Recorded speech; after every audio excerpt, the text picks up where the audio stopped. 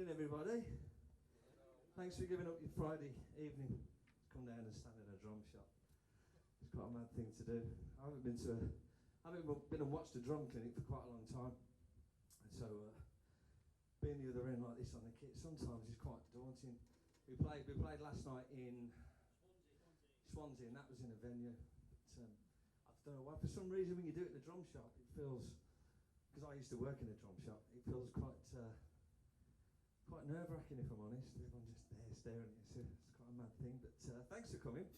And in the next 45 minutes, I'm going to try and display a little bit of what I do for a living. And what I just did then isn't that. But it's good to blow the cobwebs out and have a bit of a play. If anything, doing these drum clinics,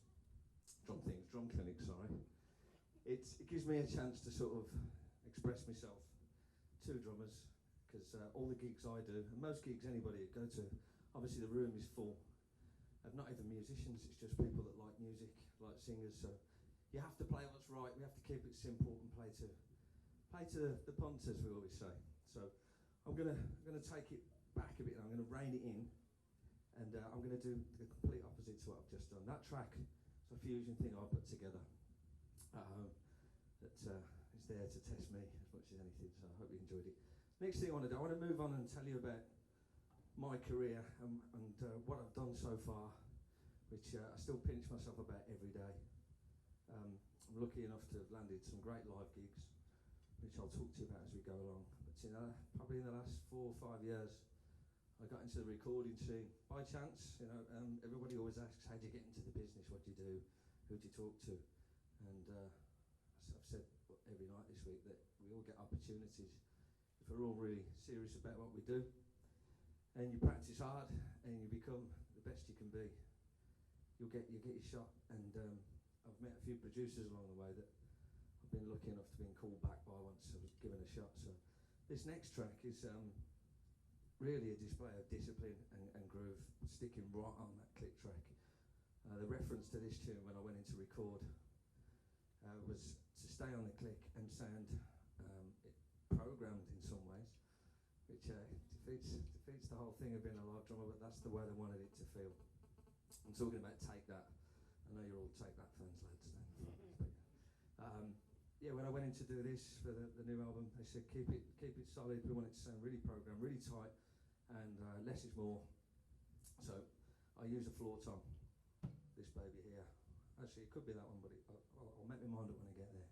I only hit the floor tom once. That's the only fill on toms that I did on this track, and I just want to show you how having the ability to do lots of things is sometimes hard to rein it in.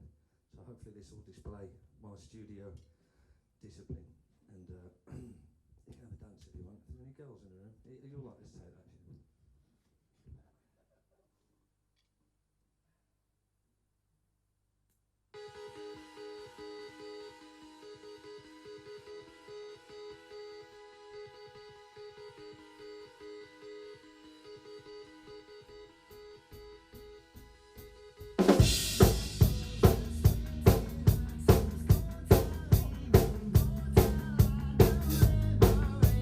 Sun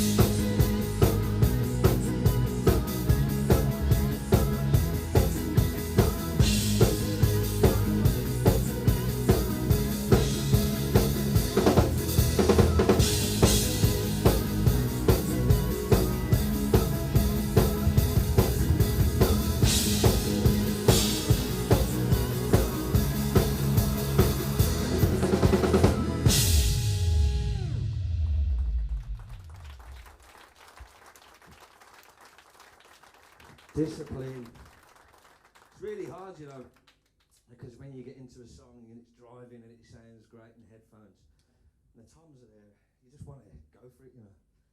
So I kind of enjoy the whole thing of trying to hold back. It's quite a challenge, and I've had plenty of experience with playing with James Blunt and that, because in his band, it really is a simple setup, no click tracks, and it's all about keeping it simple with the rest of the guys in the band.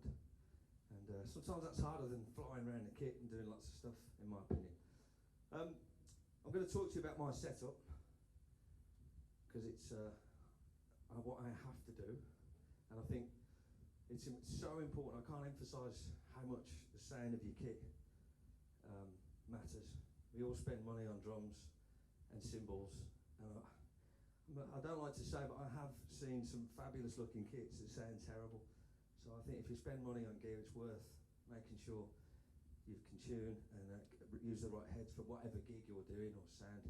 And Jay mentioned earlier about the cymbals, which I'm going to talk to you about first, being really important.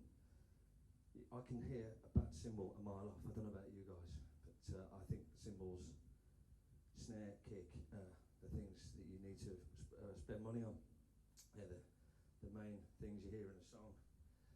With cymbals, I don't need all of these really, but I'm going to start with, I'm using this Splash because it's a drum show. I'm never allowed to use them anywhere else. This is an Evolution Splash. It's a really nice, but Splash is sort of coming in out of fashion, as do China's, but right now it's back in with me. I don't know where you're at with them. I like it. Crash, this is a big Crash. It probably doesn't look that big because the drums are so big. This is a 20-inch artisan Crash. The sustain rating is quite unbelievable. You don't need to hit it that hard to get much out of it. But when you're playing drums as hard as I do, you kind of have to hit it a bit harder just so it goes with the rest of the kit in velocity. So that is the artisan Crash, which sounds beautiful. You can get so many different sounds and tones out of it. You could use it as a ride as well, you know, it's a big cymbal. I've got a medium ride here, very similar to Ralph's. In fact, a very similar setup with cymbals. My advice, if you're going to buy a set of cymbals and you've got a certain budget to spend, don't get loads. Just get a good ride, good Crash, and a nice set of 15-inch hats.